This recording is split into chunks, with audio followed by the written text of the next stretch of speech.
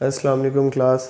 आज हमारे पास chapter number 6 है hypersensitivity. Hypersensitivity as the name indicate, hyper का मतलब हमेशा होता है ज़्यादा, इंक्रीज़ होना। यानी कि हम कहते हैं ना हाइपर टेंशन है, ब्लड प्रेशर का बढ़ जाना, ये बंदा बहुत हाइपर हो रहा है, यानी कि उसका गुस्सा बहुत ज़्यादा हो रहा है। तो हाइपर का जब वर्ड आ जाएगा, हाइपर का मतलब आप समझ जाएंगे। हाइपर का मतलब क्या होता है? किसी भी चीज़ का बढ़ना या इंक्रीज़ होना। और सेंसिटिविटी किस चीज़ से निकला? सेंसिटिव होना, यानी कि आप सेंसिटिव हैं, किस चीज़ से रेलेवेंट है। हम देखते हैं कि कोई किसी को स्किन के मामले में कोई सेंसिटिव है, किसी को एलर्जिक रिएक्शन हो जल्दी हो जाते हैं। मतलब हम इस तरफ देखते हैं कि वो बंदा हसास है, यानी कि उसकी तबीयत किस तरीके से, यानी कि उसकी जो बॉडी का इम्यून सिस्टम है वो किस तरीके से काम कर रहा है, किस तरीके से वर्किंग कर रहा है। हम इन चीज़ों के बारे में डिस्कस करते हैं। यानी कि इंक्रीज़ हो जाना है सेंसिटिविटी का, ठीक है। इसकी एक डेफिनेशन है, it refers to the undesirable discomfort. Undesirable discomfort का मतलब क्या होता है? देखें, जो चीज़ आपकी ख्वाहिश होती है उसको हम कहते हैं यार ये मेरी ख्वाहिश है, ये मेरा डिज़ायर है, ठीक है। अब ये क्या चीज़ है? अनडिज़ायरेबल, यानी कि ये आपकी ख्वाहिश नहीं थी, ठीक है। इसमें क्या था? आपका बिल्कुल अनडिज़ायरेबल डिस्कम्फर्ट, यानी कि आपको मूड ख़राब हो रहा है, डिस्कम्फर्ट हो रहा है। देखें ना, हर इंसान का एक कंफर्टेबल जोन होता है, जैसे जैसे उस कंफर्ट जोन से बाहर निकल जाता है वो क्या हो जाता है? डिस्कम्फर्ट हो जाता है। यानी कि ये कौन सा रिएक्शन हम क्या की बात कर रहे हैं? यानी कि अनडिज़ायरेबल डिस्कम्फर्ट है। हाइपर सेंसिटिविटी का मतलब ये है कि आपको एक चीज़ आप नहीं चाहते हो और वो हो रही है। जैसे आप कह रहे हो ना, आपको गुस्सा तभी आता है ना जब आप किसी चीज़ के खिलाफ होते हो। जैसे मैंने कहा था हाइपर बंदा हो जाता है ज़्यादा। इसी तरह हाई ब्लड प्रेशर है, वो भी क्यों होता है? जब उसको टेंशन हो जाती है, यानी कि उसका कोई एक काम था जो फंसा हुआ है या कुछ भी इस किस्म की उसकी मूड स्विंग्स सिचुएशन थी जो उसके मूड के खिलाफ हुई, तो वो उसकी कंडीशन में चला गया, हाइपर में चला गया। तो यही हमारे पास है अनडिज़ायरेबल डिस्कम्फर्ट। अनडिज़ायरेबल डिस्कम्फर्ट का मतलब भी यही है कि उसको एक डिज़ायर ही नहीं थी, वो एक बिल्कुल मायूस हो गया या उसको अनडिज़ायर हो गया, उसकी क्या कहना चाहिए, ख्वाहिश के खिलाफ हो गए। Discomfort producing and some time fatal. Fatal का मतलब होता है डेथ, या फिर हम ये भी कह सकते हैं फैटल का मतलब होता है इंक्रीज़ होना किसी चीज़ का, यानी कि डैमेज की तरफ चले जाना। ठीक हो गया, हमारे पास ये दोनों चीज़ें हैं।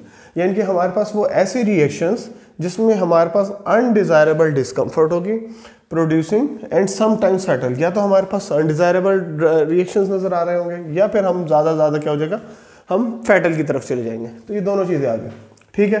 These are the reactions produce by normal immune system. यानी कि ये जो भी रिएक्शंस हैं ये कहाँ पर हो रहे हैं? ये हमारी बॉडी के इम्यून सिस्टम में हो रहे हैं।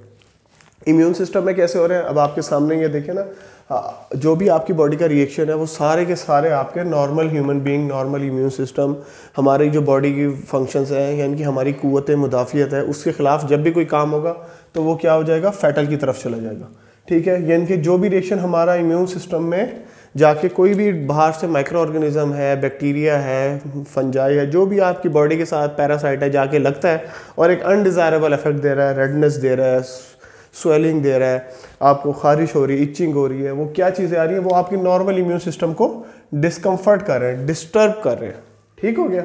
अच्छा, ये हमारे पास एक साइंटिस्ट है वॉन पेरक्वेट।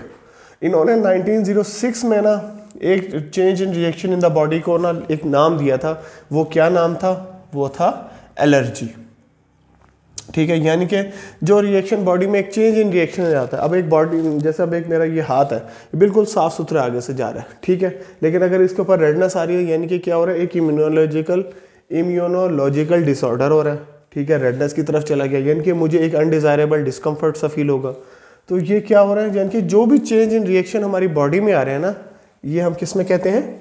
ये होते हैं एलर्जी में आ जाते हैं। अच्छा, एलर्जी की एक हमारे पास ब्रिटिश इम्यूनोलॉजिकल सोसाइटी हमारे पास एक है, ब्रिटिश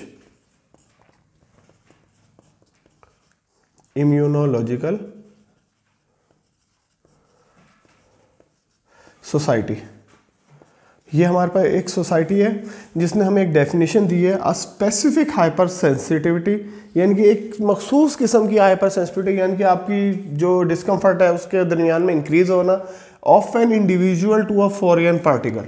यानी कि एक इंडिविजुअल के अंदर उस चीज़ का जाना, फॉरेन पार्टिकल यानी कि जो पार्टिकल बाहर से आया। इंडिविजुअल हम अपनी बात करेंगे, ह्यूमन बीइंग की बात करेंगे। फॉरेन पार्टिकल जो मैंने आपसे बात की, माइक्रो ऑर्गेनिज्म भी हो सकता है, वो कुछ भी हो सकता है, वो क्या है? वो बाहर से आया, ठीक है। Usually a protein to which a specific individual is expose. इसमें स्पेशली क्या हो सकता है? वो प्रोटीन भी हो सकता है, और क्या हो सकता है, स्पेसिफिक इंडिविजुअल इज एक्सपोज, यानी कि वो एक स्पेसिफिकली एक बॉडी पर जाएगी और एक स्पेसिफिक रिएक्शन कॉज करेगी और क्या करेगी, वो अपना काम तमाम कर देगी। यानी कि उसने क्या किया, अपना एक रिएक्शन कॉज कर दिया कि एक जो आपका एक कंफर्ट था ना, डिजायरेबल कंफर्ट था, उसको उसने क्या कर दिया, अनडिजायरेबल डिस्कम्फर्ट की तरफ चले गए। तो ये हमारे पास क्या हो जाएगी, इसको हमारे साइंटिस्ट ने क्या नाम दिया है, एलर्जी का नाम दिया।